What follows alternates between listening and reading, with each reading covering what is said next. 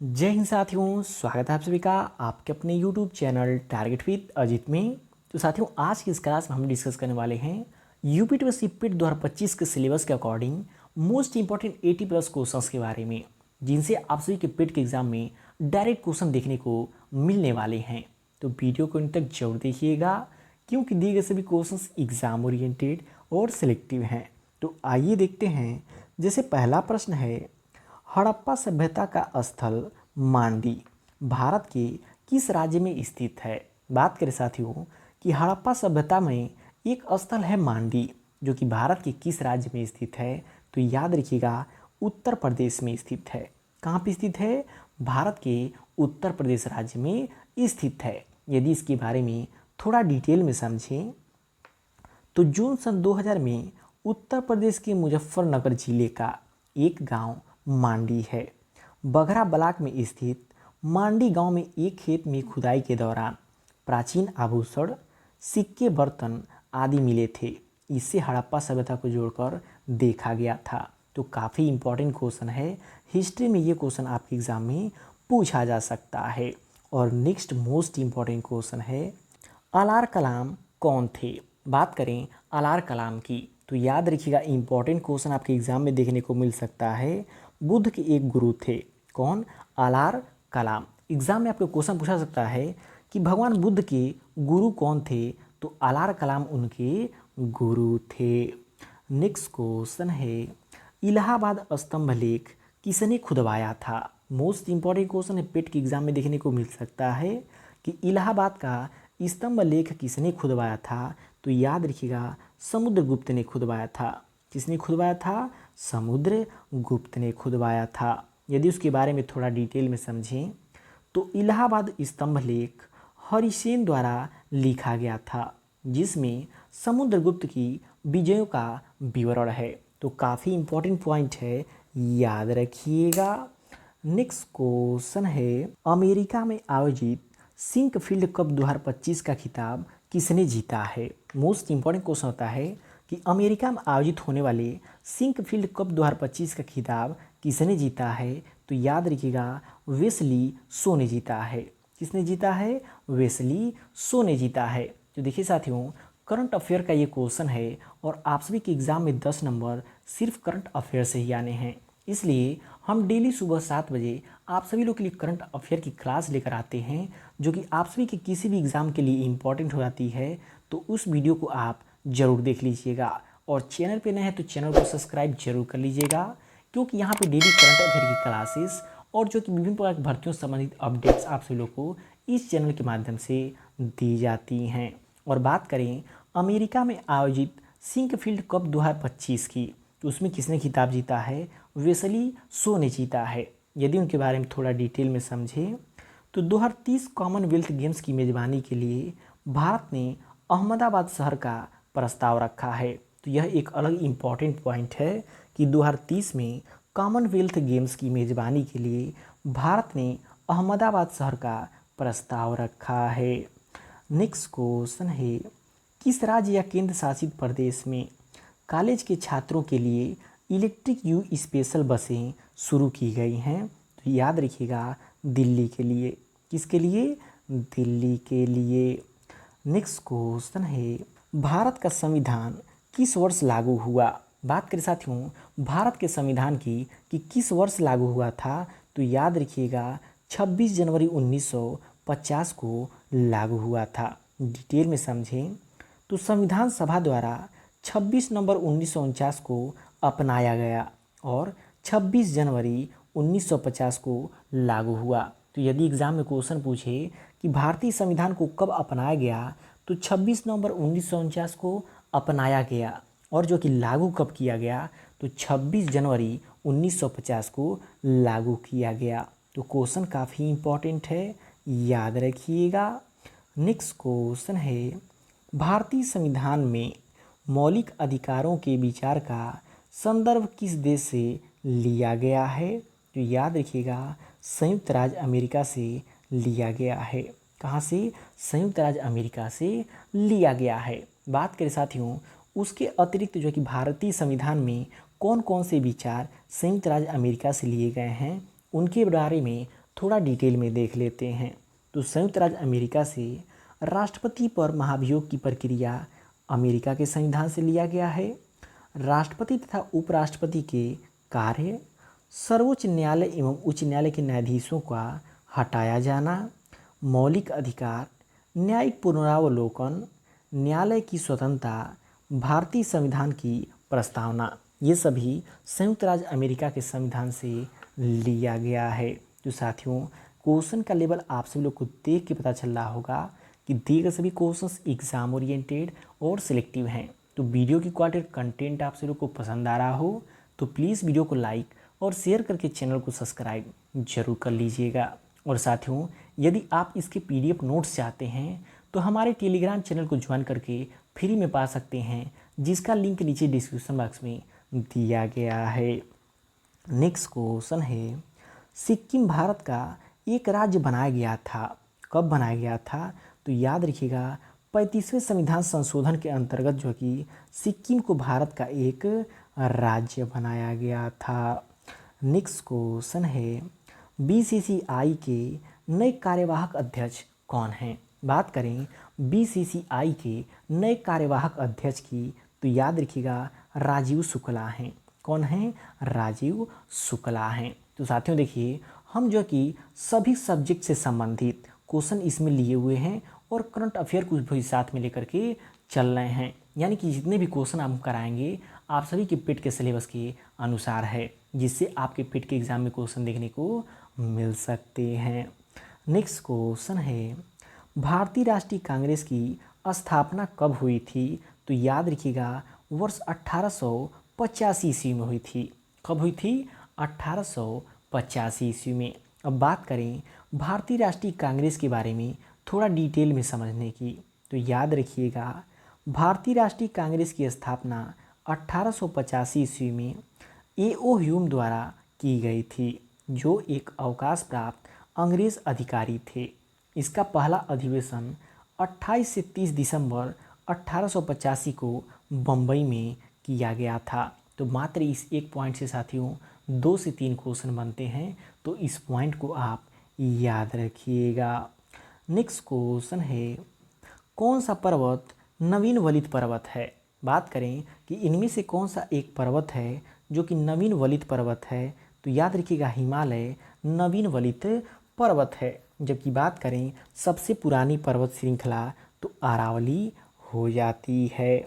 बात करें डिटेल में समझने की, तो हिमालय विश्व के नवीनतम वलित पर्वतों में से एक है, जो टेक्टोनिक क्रिया से बना हुआ है। नेक्स्ट क्वेश्चन है, गोदावरी नदी को किस नाम से भी जाना जाता है? तो दक्षिण की गंगा के नाम से जाना जाता है। और ये क्वेश्चन कई बार एग्जामों में पूछा जा चुका है कि गोदावरी नदी को और किस नामों से जाना जाता है? तो दक्षिण की गंगा के नाम से भी जाना जाता है। नेक्स्ट क्वेश्चन है, विंध्याचल पर्वत किन दो नदियों के बीच स्थित है? मोस्ट इंपॉर्टेंट क्वेश्चन जियोग्राफी का, कि जो विंध्याचल पर्वत है किन दो नदियों के बीच स्थित है? तो नर्मदा और ताप्ती नदियों के बीच स्थित है। कौन सा? विंध्याचल पर्वत श्रृंखला।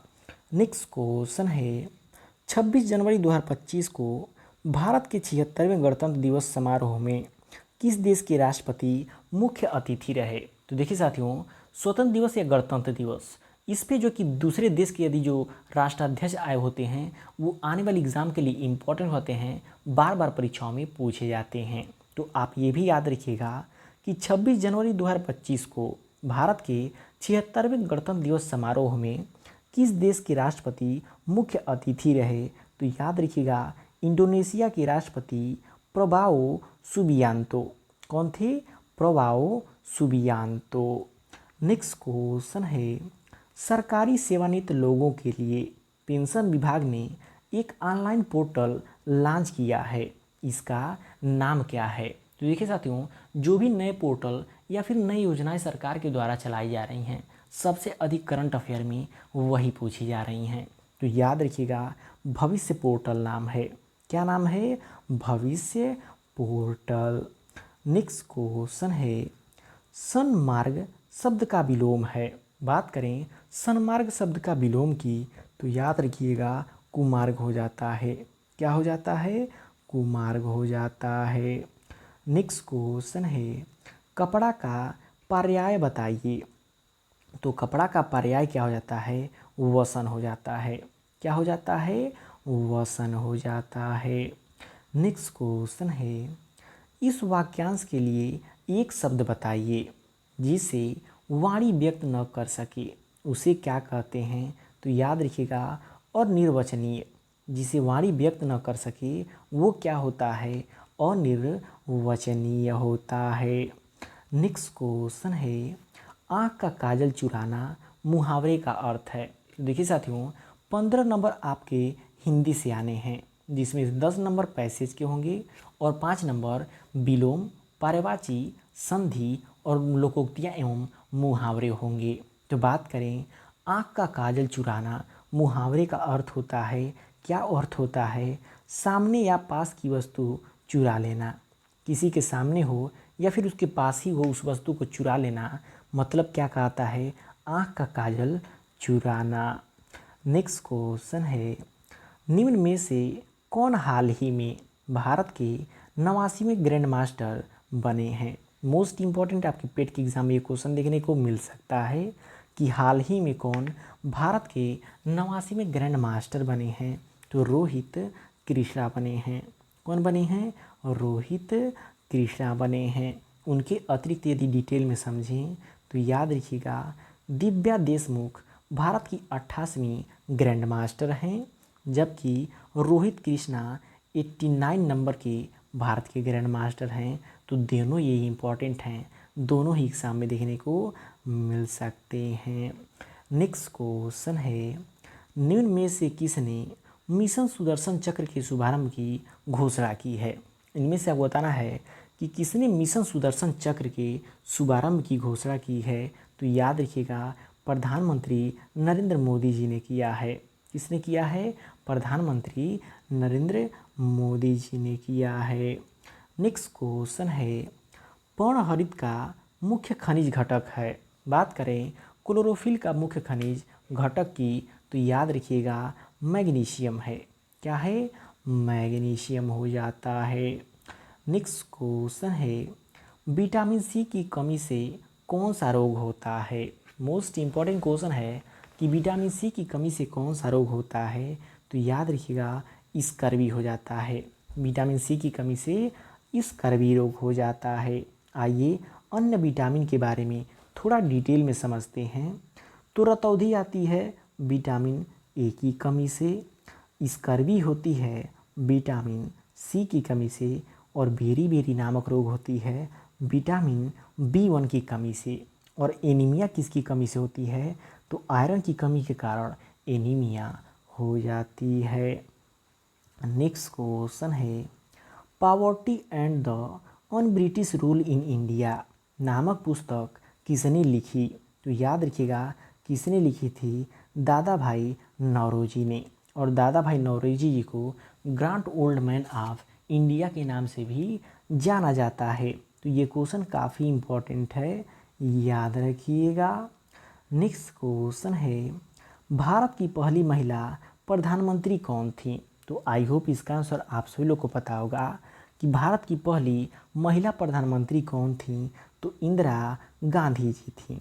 कौन थी? इंदिरा गांधी जी थी। और यदि एग्जाम में क्वेश्चन पूछता भारत की पहली महिला राष्ट्रपति, भारत की पहली महिला राष्ट्रपति कौन थी? तो प्रतिभा देवी सिंह पाटिल जी थी। और बात करें भारत की प्रथम महिला राज्यपाल तो कौन थी? सरोजनी नायडू जी थी।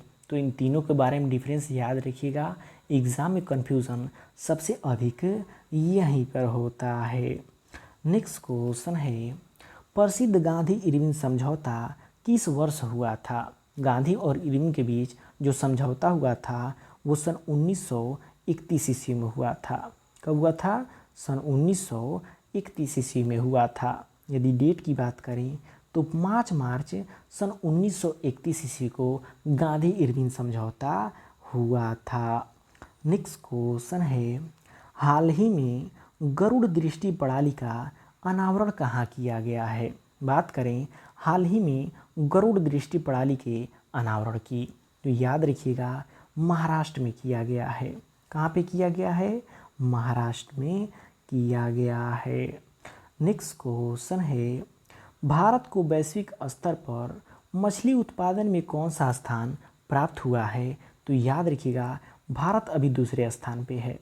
भारत को वैश्विक स्तर पर मछली उत्पादन में भारत अभी दूसरे स्थान पे है और चीन जो कि पहले स्थान पे है। तो काफ़ी इम्पोर्टेंट पॉइंट है, याद रखिएगा। नेक्स्ट क्वेश्चन है, भारत में अनुच्छेद 370 किस राज्य से संबंधित था? तो आई होप आप सभी लोग को पता होगा कि भारत में जो अनुच्छेद 370 था वो जम्मू और कश्मीर में एक विशेष दर्जा से संबंधित था, जिसे 31 अक्टूबर सन 2019 को समाप्त कर दिया गया। यदि डिटेल में समझें तो अनुच्छेद 370 के तहत जम्मू कश्मीर को विशेष राज्य का दर्जा प्राप्त था। 5 अगस्त 2019 को 370 और 35A हटा दिया गया, जिससे जम्मू कश्मीर भारत का केंद्र शासित प्रदेश बन गया। नेक्स्ट क्वेश्चन है, 7/8 प्लस 3/4 का मान क्या होगा? तो आइए देखते हैं। 7/8 प्लस 3/4 दोनों का एलसीएम लेंगे तो 8 हो जाएगा। 8 एकम 8 मतलब 7, 4 दूना 8 मतलब 3 दूना 6, यानी कि 13/8 ही इसका राइट आंसर हो जाएगा। ऑप्शन बी सही होगा, 13/8 हो जाएगा। नेक्स्ट क्वेश्चन है, यदि 2/4, 3 = 9, 4 = 16 तो 5 बराबर क्या होगा? तो देखिए 2 गुणा 2 बराबर 4, 3 गुणा 3 बराबर 9, 4 गुणा 4 बराबर 16, तो 5 गुणे 5 बराबर 25 होगा। देखिए सब में उसी अंक का गुणा किया गया है। 2 गुणा 2 4, 3 गुणा 3 3 3 की 9, 4 गुणा 4 4 चौको 16, तो 5 गुणा 5 5 25 25, तो राइट आंसर ऑप्शन बी हो जाएगा। तो ठीक ऐसे ही आपके पेट के एग्जाम में क्वेश्चन देखने को मिलने वाले हैं। नेक्स्ट क्वेश्चन है, कुछ कोड में लाइन को MJPO लिखा गया है, तो टाइगर को क्या लिखा जाएगा? तो साथियों देखिए, कोडिंग डिकोडिंग का ऐसा क्वेश्चन आए तो सबसे पहले आपको जो प्रश्न है उसको उतारना होता है, LION, उसके बाद से उसको क्या लिखा गया है, MJPO लिखा गया है। अब देखा जाता है कि इनमें डिफरेंस क्या है। तो L के बाद M आता है, I के बाद J आता है, O के बाद P आता है और N के बाद O आता है। तो बात करें TIGER की, तो T के बाद क्या आता है, U, I के बाद J, G के बाद H, E के बाद F, R के बाद RS। तो राइट आंसर क्या हो जाएगा, UJHES हो जाएगा। नेक्स्ट क्वेश्चन है, श्रीलंका की राजधानी और मुद्रा क्या है? जीएस में आपके एग्जाम में क्वेश्चन पूछा जाएगा किसी न किसी एक राज्य की राजधानी, एक देश की राजधानी और मुद्रा। तो याद रखिएगा श्रीलंका की राजधानी कोलंबो और मुद्रा होती है श्रीलंकाई रुपया। काठमांडू तो नेपाल की राजधानी है और नेपाली रुपया वहाँ की मुद्रा हो जाती है। बांग्लादेश की राजधानी है ढाका और वहाँ की मुद्रा है टाका। तो राइट आंसर ऑप्शन ए हो जाएगा। नेक्स्ट क्वेश्चन है, खजुराहो मंदिर समूह किस राज्य में है? तो याद रखिएगा मध्य प्रदेश में है। कहाँ पे है? मध्य प्रदेश में है। नेक्स्ट क्वेश्चन है, भारत का वह पड़ोसी देश जो हिंद महासागर में स्थित है कौन सा है? तो याद रखिएगा श्रीलंका है। भारत का पड़ोसी देश जो हिंद महासागर में स्थित है वो कौन है? श्रीलंका है। और लास्ट क्वेश्चन है साथियों, यूनेस्को का मुख्यालय कहाँ पे है? तो याद रखिएगा यूनेस्को का मुख्यालय पेरिस में है। तो ये रहे पेट 2025 के सिलेबस के अकॉर्डिंग वे सभी महत्वपूर्ण प्रश्न जो कि आप सभी के पेट के एग्जाम में देखने को मिल सकती हैं। तो वीडियो आपको कैसा लगा कमेंट करके फीडबैक जरूर दीजिएगा और वीडियो पसंद आए प्लीज़ वीडियो को लाइक और शेयर करके चैनल को सब्सक्राइब जरूर कर लीजिएगा।